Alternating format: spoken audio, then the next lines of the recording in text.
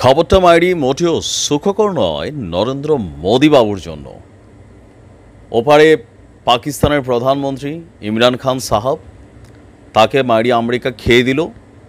তারপর আওয়ামী লীগ বলছে যে এই আন্দোলন সেটার পেছনেরও একটা মূল মাস্টারমাইন্ড হচ্ছে আমেরিকা।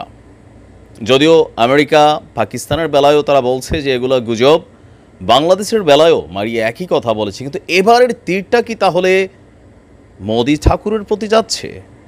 যদিও এই মুহূর্তে মোদিজি তিনি আপনার আমেরিকাতে সফর করছেন, কিন্তু আনন্দবাজার পত্রিকার যিনি একজন সম্পাদক আছেন মোহিত রায় এক চাঞ্চল্যকর প্রতিবেদন লিখেছেন।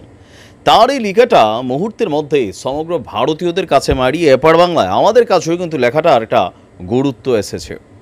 লেখাটার হেডলাইন ছিল পাকিস্তান, বাংলাদেশ এবং ডট ডট ডট, তার মানে কি সেটা ভারত, আর যদি ভারতই হয় তাহলে হচ্ছে নরেন্দ্র মোদী। আমাদের এই বাংলাদেশ সহ পাকিস্তান সহ এপার বাংলার যে রাষ্ট্রগুলো আছে, এখানে একটা কমন চরিত্র আছে কি, যে কোনো সরকার যদি লম্বা সময় বসে যায় স্বৈর শাসকের ভূমিকায় কিন্তু অবতীর্ণ হচ্ছে। আর ভারত নিয়ে একাধারছে আপনি যদি দেখেন মার্কিন যুক্তরাষ্ট্রের বেশ কিছু রিপোর্ট হচ্ছে। গেল বছরই সাবেক মার্কিন প্রেসিডেন্ট বারাক ওবামা বলছিলেন ভারত ভেঙে যাবে। এর মাঝখানে আমরা দেখলাম মণিপুরের সহিংসতা, তার উপরে রাহুল গান্ধী তাকে আমেরিকা সেখানে খবর দিয়ে নিয়ে গেল। ইভেন মার্কিন প্রশাসনের কাছে তার খুব গুরুত্ব তৈরি হলো। এর আগের বার যখন নরেন্দ্র মোদী আমেরিকাতে গেল, ৭৫ জন ডেমোক্রেট সদস্য তারা বাইডেনকে চিঠি দিল যে আপনি কিন্তু মোদির সাথে বসবেন না, কারণ সে সংখ্যালঘুদেরকে নির্যাতন করে বা তার হাত রক্তে, গুজরাটের রক্তে রঞ্জিত। এরপর আসলো খালিস্তান নেতাকে হত্যার ইস্যুতে ভারতের যে নিরাপত্তা একজন বিশেষজ্ঞ কে দোভাল মনে হয়, তাকে কিন্তু এবার নরেন্দ্র মোদী সাথে করে নিয়ে যায়নি। কেউ কেউ বলছেন মার্কিন ফেডারেল আদালত ভারতের এই মন্ত্রীকে তলব করেছিল আর তাকে সেখানে গেলে গ্রেপ্তার করা হতে পারে, সেই কারণে নরেন্দ্র মোদী তাকে বাদ দিয়ে মারি আবার সেখানে গেলেন।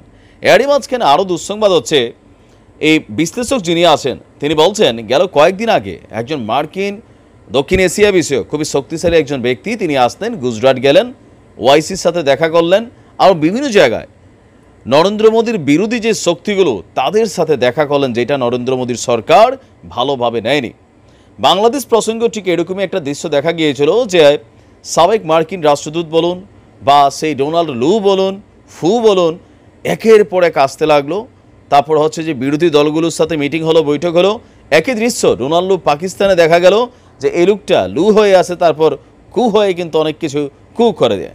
এখন আসলে নরেন্দ্র মোদী কেন টার্গেটে পড়ছে? বলা হচ্ছে রাহুল গান্ধীকে বেসিক্যালি ইন ফিউচার একটা নিজেদের অবস্থানের জন্য মার্কিন যুক্তরাষ্ট্র চাচ্ছে, কারণ একটা সরকার লম্বা সময় বসে গেলে ঝামেলা।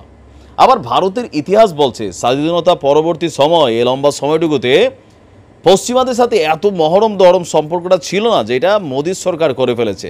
আবার রাশিয়ার সাথে যে সম্পর্ক, সেই সম্পর্কটা উপরে উপরে পজিটিভ দেখালেও ভেতরে ভেতরে কিন্তু মারি পছন্দ করছে না। কেউ কেউ বলছেন যে চীনকে শায়েস্তা করার জন্য ভারতকে দিয়ে যে স্বার্থটা আছে সেটা আসলে এই মুহূর্তে মোদীকে দিয়ে হচ্ছে না, দাবার ছক খেলা পাল্টে দেওয়া হবে। তো কীভাবে পাল্টাবে? সেইটা হচ্ছে আমেরিকার একটা বিশাল পরিকল্পনা। তো সেই পরিকল্পনায় যে না একটা সেনাবাহিনী পাঠিয়ে রাষ্ট্রীয় অস্থিতিশীল পরিস্থিতি তৈরি করবে, দখল করে ফেলবে, কু করবে, বিষয়টা তা না। বিষয়টা হচ্ছে এই মুহূর্তে সর্বশেষ যে মোদীর সরকার ক্ষমতায় আছে সেটা কিন্তু একটা জোট সরকার, দুইটা ছোট ছোট দলের সাথে ভর করে মারি দাঁড়িয়ে আছে। কেউ কেউ বলছেন সেই দুইটা দল যারা আছেন তাদের সাথে কয়েকদিন আগে মার্কিন যুক্তরাষ্ট্রের একজন ঊর্ধ্বতন কর্মকর্তা দেখা করে গিয়েছেন। আলোচনাটা সেখান থেকে শুরু হয়েছে, যেহেতু এই প্যাসিফিকে আপনার পাকিস্তানের ইমরান খান এই মুহূর্তে জেলে আছেন, বাংলাদেশের সাবেক প্রধানমন্ত্রী শেখ হাসিনা তিনি ভারতে আছেন। তো সেখান থেকে নরেন্দ্র মোদী কি তাহলে তার টার্গেট? কেউ কেউ বলছেন যে হতেও পারে, কারণ লম্বা সময় ক্ষমতায় থাকাটা আমেরিকাও পছন্দ করে না, যেমনটা আওয়ামী লীগের বেলাও করেনি। কিন্তু আওয়ামী লীগ টেকনিক্যালি ভারতকে দিয়ে মার্কিন যুক্তরাষ্ট্রকে হ্যান্ডেল করাতেন, কিন্তু ভারতকে দিয়ে কাকে কে হ্যান্ডেল করবে? আবার কেউ কেউ বলছেন যে আগামী দিনের রাষ্ট্রনায়ক হচ্ছে কে? আপনার এই যে রাহুল গান্ধী আমেরিকার বেলায় খুবই পজিটিভ ভূমিকা রেখেছে। গেল কয়েকদিন আগে তাকে সেখানে দাওয়াত দিয়ে নিয়ে যাওয়া হয়েছে, জামাই আদর করা হয়েছে। অপরদিকে নরেন্দ্র মোদীর বেলায় একটু দৃষ্টিভঙ্গি পাল্টাচ্ছে। হলেও হতে পারে, লম্বা সময় হয়ে গেছে ঠাকুরের, এবার যাওয়ার পালা। ঘটবে, কেমন একটা কিছু ঘটবে। ভালো থাকুন।